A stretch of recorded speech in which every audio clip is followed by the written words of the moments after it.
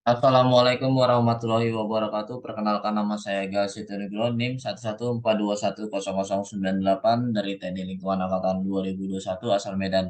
Di sini saya akan memaparkan materi praktikum sistem informasi lingkungan acara ketiga tentang peta kemiringan lereng dan sayatan terskala. Pada acara kali ini kita membutuhkan data berupa kontur dan batas administrasi.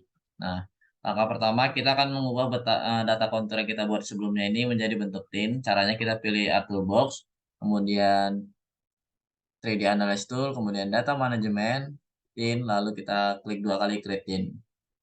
Untuk bagian outputnya, kita ganti menjadi folder yang kita simpan dan kita beri nama tin, lalu kita save. Kemudian koordinat sistem kita atur sesuai dengan koordinat yang kita punya. Untuk bagian input fitur kelas, kita pilih Clip Contour, lalu oke. Kita tunggu proses pembuatan tinnya. Nah, jika sudah seperti ini, maka proses pembuatan tin sudah berhasil dilakukan. Nah, kemudian kita akan mengubah bentuk tin ini menjadi bentuk raster. Caranya sama, pilih atur bos, kemudian conversation, lalu from tin, lalu tin to raster. Kita klik dua kali. Nah, untuk input tinnya kita pilih tin, lalu untuk output rasternya eh, kita ganti menjadi raster namanya di folder yang ingin kita simpan, lalu save ini data, lalu oke saja. Kita tunggu prosesnya. Nah, jika proses pembuatan tinturas tergagal, maka untuk outputnya tidak usah kita ubah. Kembali lagi, kemudian klik dua kali, input ini kita masukkan tin yang sudah kita buat sebelumnya. Ini langsung saja kita oke, tidak ada dirubah-rubah. Kita tunggu prosesnya. Nah, jika sudah seperti ini, maka proses tinta raster sudah berhasil dilakukan. Jika dilihat pada tabel of content, sudah terdapat klasifikasi standar yang pada aplikasi ArcMap-nya. Ini kita cek dulu saja. Langkah selanjutnya, kita akan mengubah bentuk raster ini menjadi bentuk slope. Caranya kita pilih opsi Art Toolbox, kemudian eh, raster surface, lalu klik dua kali bagian slope. Nah, untuk info rasternya kita pilih template yang sudah kita buat. Untuk outputnya kita ganti. Kita beri nama slope, lalu save. Untuk bagian output measurement-nya kita pilih percent rise. Kita oke kan saja, kita tunggu prosesnya. Jika gagal, berarti outputnya tidak usah kita rubah, langsung aja slope, kemudian info raster, tin ras, ini tetap output measurement yang kita ganti percent rise, lalu oke. Kita tunggu proses pembuatan slope-nya. Nah, jika tampilan sudah seperti ini, maka proses tint to raster to slope-nya sudah berhasil dilakukan. Kemudian, jika kita lihat pada table of content, sudah terdapat klasifikasi bawaan eh, dari aplikasi ArcMap-nya. Nah, langkah selanjutnya kita akan mengubah klasifikasi bawaan ini sesuai dengan klasifikasi Van Duydam. Caranya Artobox. Kemudian kita cari raster request. Lalu kita klik dua kali reclassify. Info rasternya kita masukkan slotnya. Request field tetap menjadi value, baru kita pilih classify. Nah, untuk kelasnya kita ganti menjadi 7 karena berdasarkan klasifikasi Van Duydam terdapat 7 klasifikasi kemerahan lereng. Lalu untuk metode kita ganti manual. Nah, kita perhatikan bagian bricks value yang persen ini kita ganti sesuai dengan klasifikasi Van Duydam berdasarkan persennya. Langsung aja kita ganti.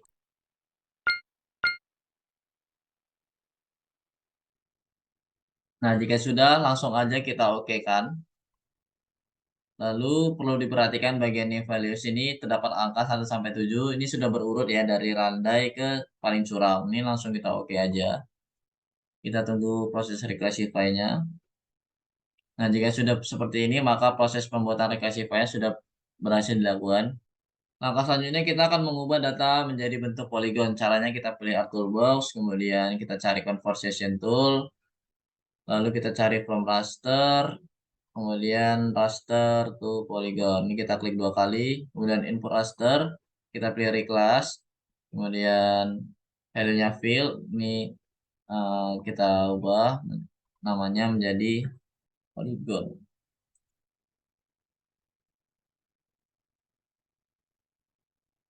Save, lalu oke saja, kita tunggu proses pembuatan poligonnya. Nah, jika berhasil maka akan muncul penampakan poligon kemiringan lereng punya kita.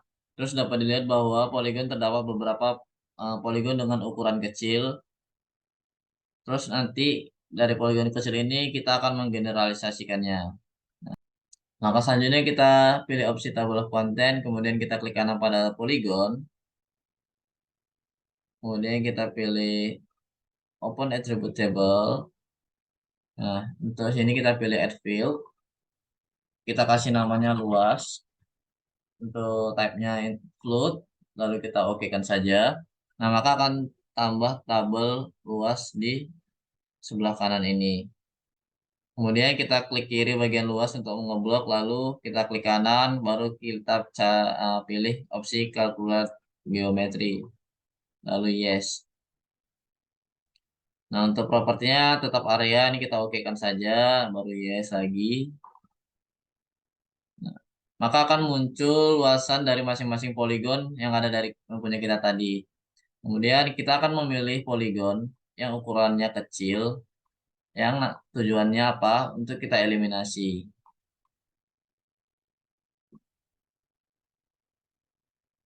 Nah, untuk memilih poligonnya, kita bisa pilih opsi identify, lambangnya seperti ini. Kita klik kiri saja, lalu kita klik bagian poligon yang akan kita eliminasi.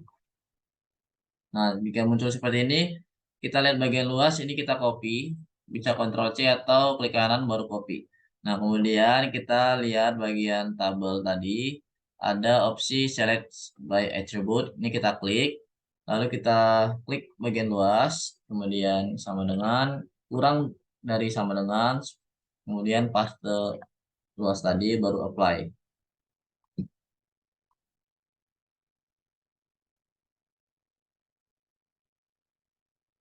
Nah, jika sudah seperti ini, maka poligon yang luasnya di bawah dari poligon yang kita select tadi akan otomatis terselect. Ini kita pause aja. Nah, lihat. Dia bakal otomatis terselect.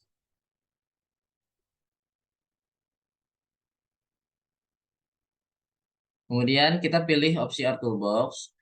Kemudian kita cari data management tool. Kemudian generalization. Kemudian eliminate. Nah, untuk input layarnya kita pilih polygon.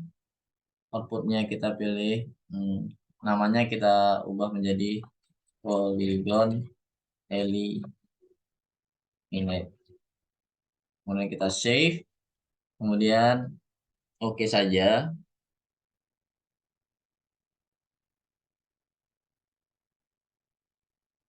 Nah, jika sudah seperti ini maka proses eliminate sudah berhasil dilakukan. Nah, kita akan lanjut dengan simbologi. Ini kita klik kanan polygon, kemudian edit properties, lalu simbologi kategoris, kita pilih grid code and all values. Ini kita ubah sesuai dengan klasifikasi Panjuidam.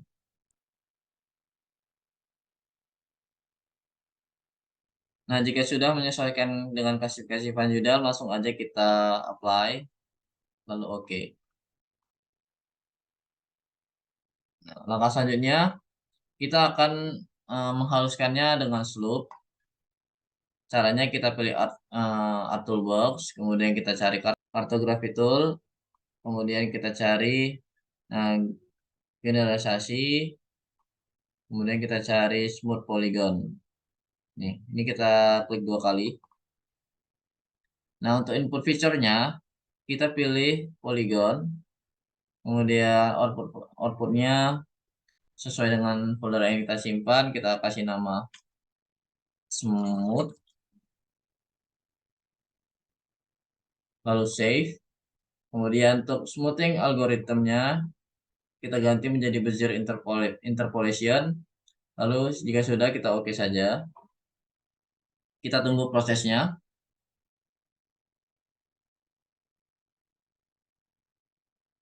Nah, jika sudah seperti ini, maka proses smooth poligonnya sudah berhasil dilakukan.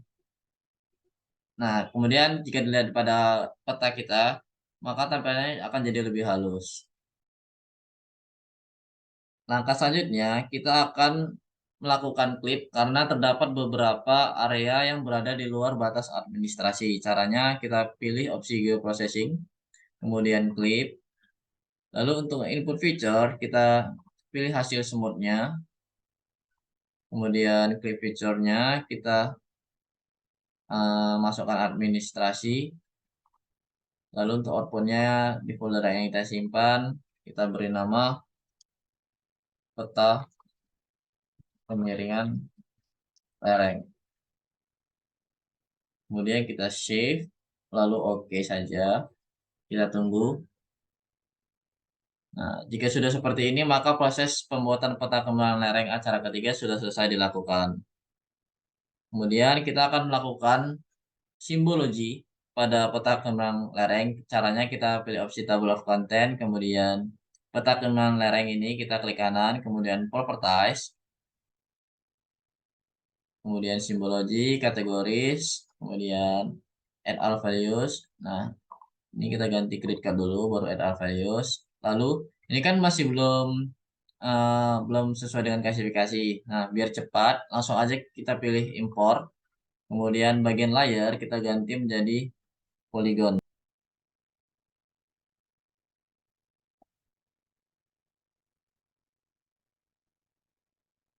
Nah, jika sudah seperti ini, maka dia akan otomatis terganti sesuai dengan klasifikasi Van Juydam. Selanjutnya, uh, kita apply saja, baru oke. Langkah selanjutnya, kita akan membuat sayatan. Nah, untuk membuat sayatan, kita aktifkan dulu tinnya terlebih dahulu.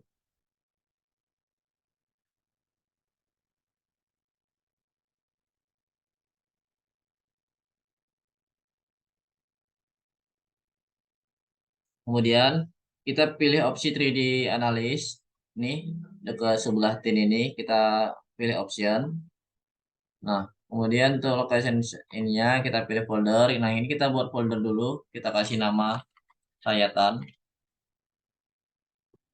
Baru kita klik sekali, baru oke.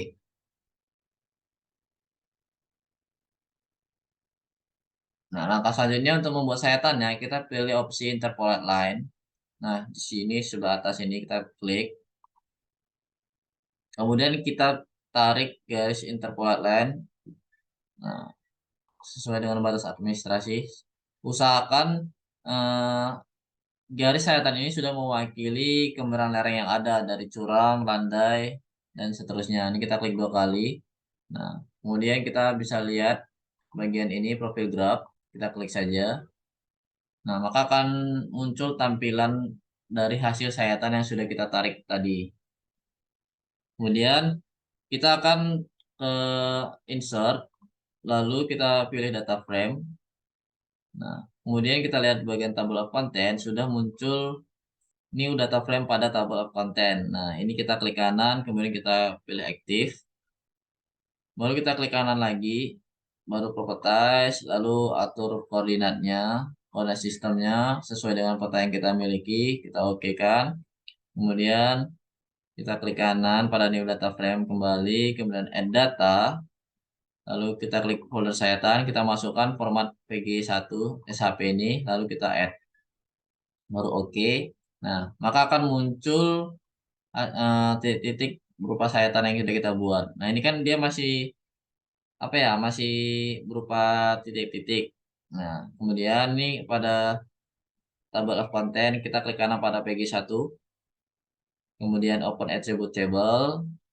Nah, di sini ada beberapa tabel M dan Z. Nah, untuk M dia menunjukkan koordinat dan untuk Y itu dia menunjukkan ketinggian.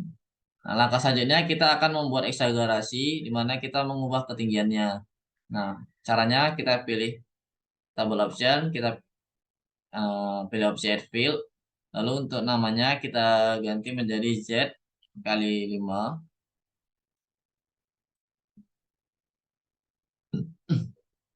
Kemudian type-nya diubah menjadi float. Lalu oke. Baru yes. Nah, kemudian akan nambah satu tabel Z kali 5. Nah, kemudian kita klik kiri untuk mengoblok, baru klik kanan, lalu fill kalkulator. Yes. Masukkan rumusnya Z spasi, kali 5 pakai yang ini, baru spasi 5. Lalu oke. Nah, maka akan muncul angka-angka pada hexagonasi K5. Nah, langkah selanjutnya kita pilih tabel option, lalu ekspor. Nah, untuk outputnya kita pilih di sayatan, yang bagian save as type kita ganti menjadi di base table, lalu kita save. Nah, kemudian kita oke kan saja, yes. Nah, jika sudah kita bisa close saja nih tabelnya. Nah, kita lihat di bagian table of content, kemudian akan muncul export output pada table of content. Nah, kemudian export output ini kita klik kanan, kemudian pilih display XY data. Nah, kemudian untuk X field kita masukkan untuk M, dan Y fieldnya kita masukkan untuk Z. Bisa aja Z kali 5 untuk hexagonasi ini kita pakai yang normal saja. Lalu kita bagi edit untuk mengatur koordinat sistem yang kita miliki, lalu oke, lalu oke. Nah, jika sudah seperti itu, maka akan muncul export output event pada table of content. Nah, kemudian kita klik kanan pada export output eventnya, lalu zoom to layer. Nah, maka akan muncul jadi seperti ini sayatan yang udah kita buat tadi. Nah, ini kan dilihat dari sini sayatan ini masih berupa titik-titik. Nah, kita akan mengubahnya menjadi bentuk garis. Caranya kita pilih opsi Art Toolbox, kemudian Data Management Tool,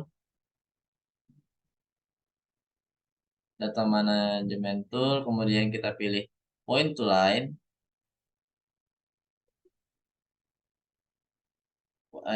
pilih feature dulu, baru Point to Line kita klik 2 kali. Nah, untuk input feature kita masukkan yang export output event, lalu untuk outputnya kita kasih nama sayatan,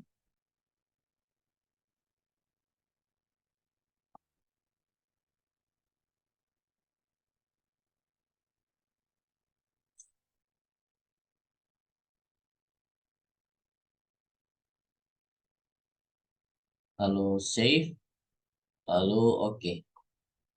Kita tunggu proses pembuatan point to line.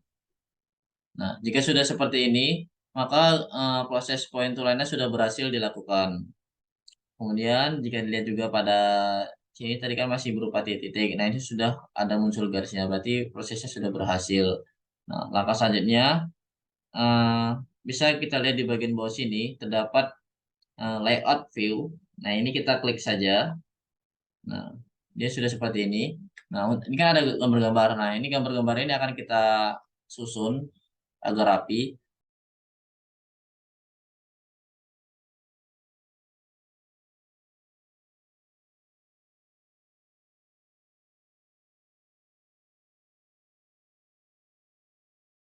Nah, udah rapi. Langkah selanjutnya kita akan membuat grid untuk menunjukkan koordinat dan juga ketinggian dari sayatan yang kita buat ini. Nah, caranya kita klik kanan pada kotak sayatan ini.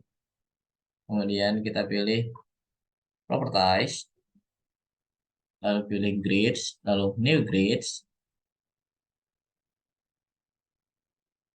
Tuh di sini kita ubah menjadi Measure Grid, lalu Next.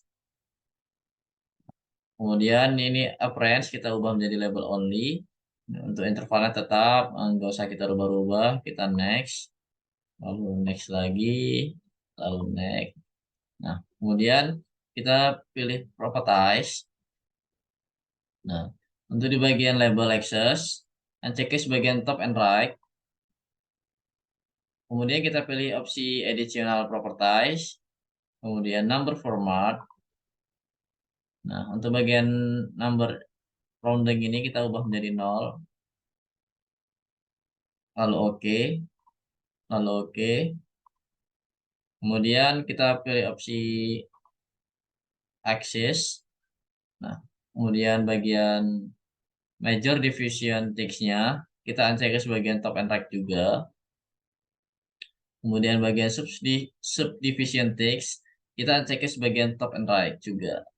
Nah, kemudian kita apply, oke, apply, oke. Nah, jika ada ini langsung aja kita atur. Aturnya pakai yang gambar tangan ya. Ntar ini kita rapikan dulu bentar. Pakai yang gambar tangan, yang ini kita atur gambarnya biar mendapati nol.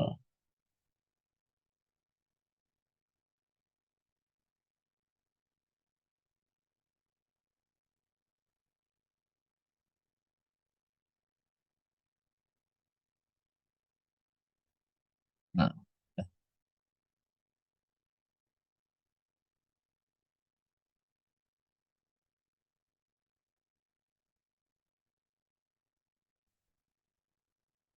nah, nah, baik itu saja yang dapat saya sampaikan mengenai pemaparan mengenai praktikum sistem informasi lingkungan acara ketiga tentang pembuatan peta kemiringan lereng dan sayatan terskala. Nah, untuk langkah terakhirnya juga bisa langsung saja kita lakukan save, langsung save as di ke folder yang ingin kita simpan. Nah, apabila ada salah kata yang saya ucapkan, mohon dimaafkan. Kurang lebih saya ucapkan terima kasih, Bang.